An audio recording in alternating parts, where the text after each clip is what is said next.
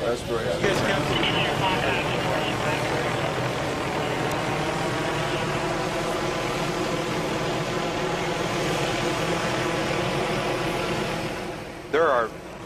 There are several major gangs that come from the major gang epicenters that we've got influence of all across the country. You, of course, have the Crips and the Bloods, which have been around from the L.A. area since the 70s, and you also have up in the Chicago area the Folk Nation and the People Nation, which have been around since the 60s.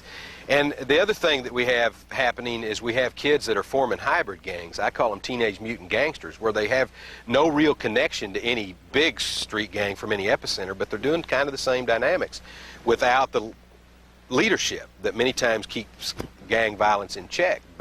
And so every community is susceptible to that. No community is immune from this problem, and it's spreading all across the country, not only the hardcore epicenter gangs, but also the teenage mutant gangs.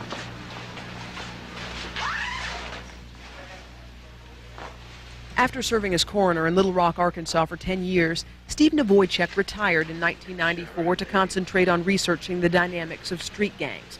During his tenure as coroner, he witnessed firsthand the harsh realities of youth violence. Troubled by trends he noticed in the number of homicides involving young people on a local and national level, Nawojczyk conducted his own personal investigation and was alarmed by what he discovered. I went to the streets to begin learning about why this was happening, and I was shocked to find that we had gangs. I mean, we had Crips, we had Bloods, we had the Folk Gang from Chicago and Latin Kings. We had them all in Little Rock. And I began to be very interested and came to understand very quickly that it was going to take more than just prisons and jails and more police to deal with this problem. We had to understand basically why the young people were doing it, and that's what I did. I learned, I tell people that my professors were young people. My professors were the young people that were going to jail and the young people that were going into body bags and their families. As a result of his in-depth research on street gangs, Nawojczyk has become an expert on the subject. His work has been featured on several national and international television programs, most notably HBO's America Undercover series, Gang War Bangin' in Little Rock.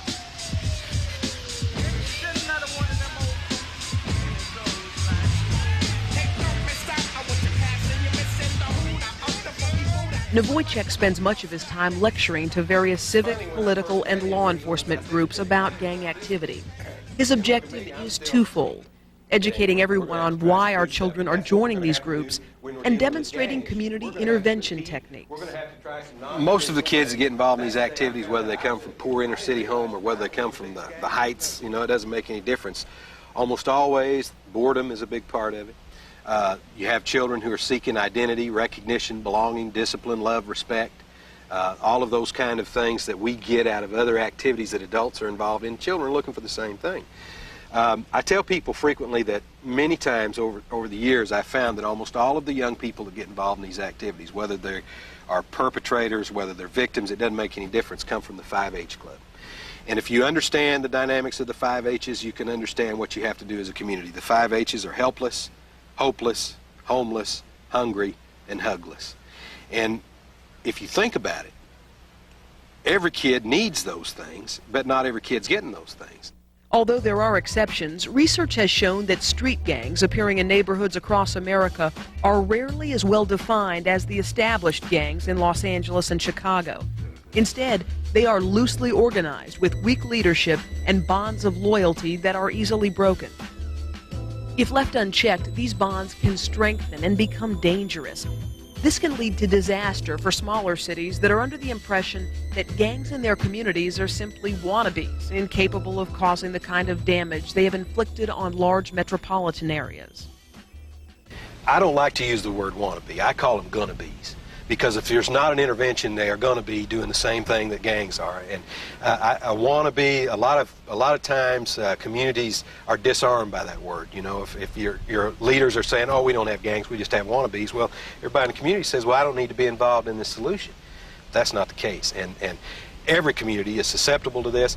One of the things that happens a lot of times is kids not only are recruited many times by gang leaders that travel up and down the freeways looking for more people to sell drugs or become involved in their activities, but sometimes kids are transferred into your community, and they might be sent from Chicago or LA or one of the epicenters of gangs to live in a small rural area to get them away from the environment that they came from. But if you don't take the gang out of the kid at the same time that you take the kid out of the gang, all you've done is transplant the gang. And that's happened. One area that has witnessed the migration of hardcore gang members from Los Angeles, combined with the more common proliferation of homegrown turf gangs, is Shreveport, Louisiana. Located in Caddo